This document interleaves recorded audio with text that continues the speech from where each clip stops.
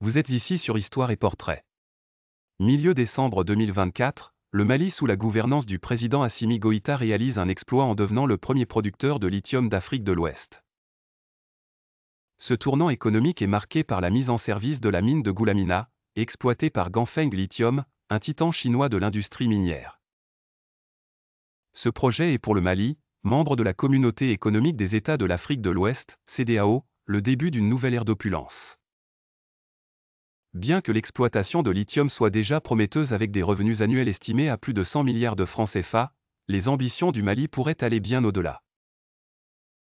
L'idée qu'une transformation locale de ce métal stratégique pourrait augmenter considérablement les bénéfices retient l'attention des décideurs.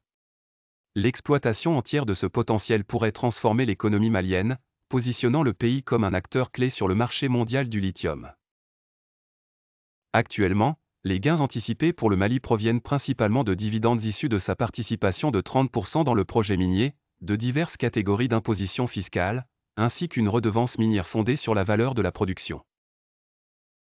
Cependant, cette méthode d'exploitation ne couvre pas les gains potentiels qui pourraient être générés lors des étapes ultérieures du processus de transformation du lithium, comme celle du passage du spodumène à un carbonate de lithium de qualité batterie. C'est cette différence substantielle de valeur ajoutée qui se manifeste directement sur le marché, alors que le spodumène de lithium est actuellement échangé à environ 8 cents la tonne. Le carbonate de lithium de qualité batterie atteint un prix de 9 135 $ la tonne sur le marché des métaux de Shanghai. Un écart net qui, s'il est comblé par une stratégie de transformation industrielle locale, pourrait considérablement gonfler les bénéfices. La Banque africaine de développement a mis en lumière un point crucial, en exportant uniquement des minerais bruts, l'Afrique risquerait de n'engranger que 55 milliards de dollars. Sur la totalité d'un marché mondial des batteries et véhicules électriques de 8 800 milliards de dollars prévus d'ici 2025.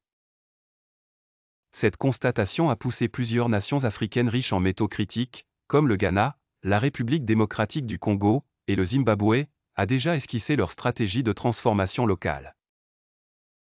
Pourtant, le Mali n'a pas encore annoncé de plan similaire.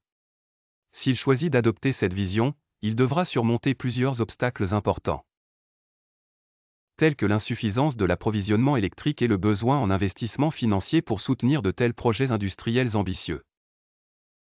Paramilitairement, la conversion locale du lithium représenterait pour le Mali une opportunité économique substantielle en lui permettant de conquérir une part bien plus large de la valeur ajoutée de cette ressource cruciale et de se forger une place de choix sur un marché en plein essor.